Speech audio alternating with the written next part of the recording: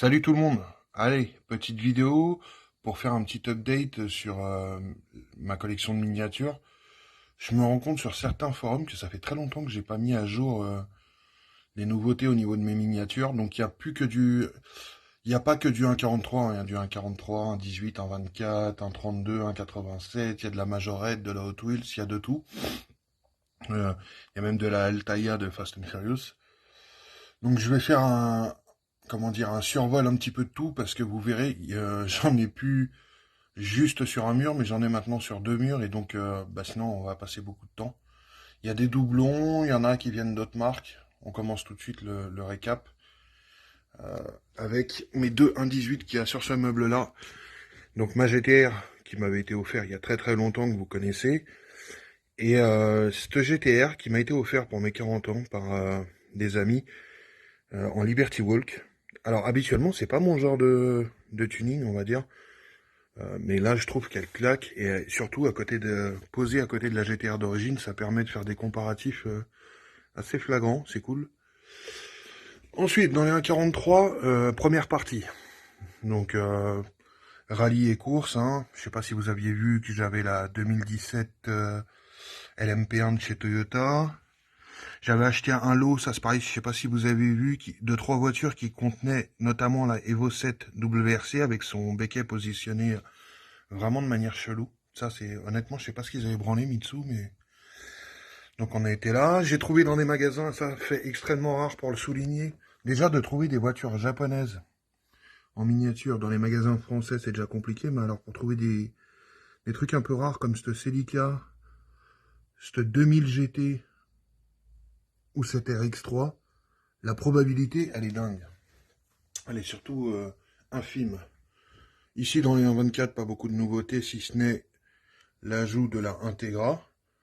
Alors à la base, c'était pas particulièrement elle que je voulais en premier rajouter dans les 1.24, mais elle est issue d'une opération, on va dire humanitaire que j'ai menée et puis qui, pour le coup, cette année, qui a pas trop bien marché, donc du coup, je me suis autorisé à garder juste un truc de l'opération, c'est ça.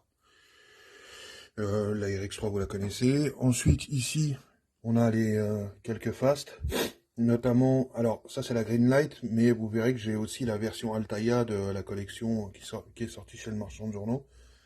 Ce qui m'a permis d'avoir la Eclipse Spider aussi. Qu'est-ce que j'ai rajouté ça? Je sais pas si je vous l'avais montré, cette Evo. Je l'ai acheté aussi sur eBay. Ensuite on passe ici. J'avais acheté ce petit lot, un pote d'ici, de Franche-Comté, qui vendait ce petit lot à 2 euros. J'ai dit allez, il y a du CRX, il y a de la Sylvia. La Miata, elle vient de Tokyo, hein, vous rappelez. Ensuite, qu'est-ce qu'on a d'autre? Bah, la NSX, je sais pas si je vous avais montré, j'avais acheté cette NSX. En fait, c'est une collection sur un vendeur sur eBay qui s'appelle un truc genre, pas Jumbo, mais je sais plus, une marque un peu à la con comme ça. La GTR Nismo, je sais pas si je vous l'avais montré, c'est la 2017 celle-là. Ça, vous connaissez. Ici, j'ai trouvé pareil, ça c'était dans un musée auto, dans la petite boutique, toujours en majorette. Là, c'est laquelle là déjà? Bah attendez, c'est la Maxima, je crois. En fait, c'est le nom de la Maxima dans je sais plus quel autre pays. Et une GT 86. Ensuite, toujours pareil pour mes 40 ans. J'ai un autre ami qui m'a offert cette NA avec son hardtop en 1.18. Bon, elle paraît toute petite à côté de la Evo 6 en 18. À voir si les échelles sont bien respectées chez les deux marques. Hein. C'est toujours le problème quand on passe d'une marque à l'autre. Petit truc important aussi, on m'avait offert cette Datsun. Donc le même ami qui m'a offert la NA en 18 m'a offert cette Datsun. Ouais, il faut que je fasse les poussières, c'est vraiment trop crade. Donc déjà, on est là pour on en est là pour ce premier mur. Je dis bien le premier mur parce qu'il y en a dans mon dos aussi au moment où je vous parle. Et puis là, hop, on va passer à l'autre côté. Ici, du coup, on passe sur les 1.32. Avec ça, vous connaissez celle-ci. Elle compte particulièrement pour moi. Celle-ci, elle a une histoire. Les deux R34 de Brian. Les X7FD de Dom.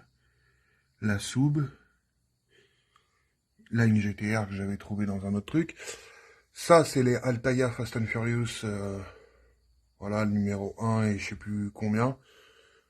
Enfin, ça vient du premier Fast and Furious, mais dans la collection, la Dodge c'est le numéro 1 et la Supra, je sais plus, le numéro 3 ou 4.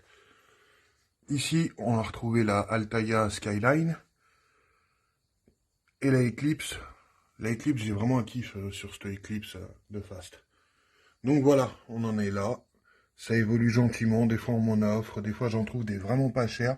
Et franchement, en Franche-Comté, quand on commence à aller côté Alsace et tout, il y a des magasins de jouets qui ont vraiment beaucoup de miniatures et qui ont vraiment de tout. Et ça fait plaisir de pas voir les éternelles mêmes voitures en miniature. Mais du coup, le portefeuille n'aime pas trop. Voilà, alors on va repasser sur l'autre mur. Donc voilà, c'était ma petite mise au point, parce que je me rends compte que sur certains groupes Facebook et certains forums, j'avais pas fait ma mise à jour des miniatures. Bon bah, c'est chose faite maintenant. Donc voilà, encore désolé pour les tremblements de la caméra et pour la poussière sur les étagères. Mais honnêtement, j'adore acheter ces voitures, faire des poussières. C'est un calvaire à cause des antennes, des rétros, des silencieux d'échappement, des essuie-glaces. Voilà. Mais il va falloir que je le fasse. Allez, salut tout le monde.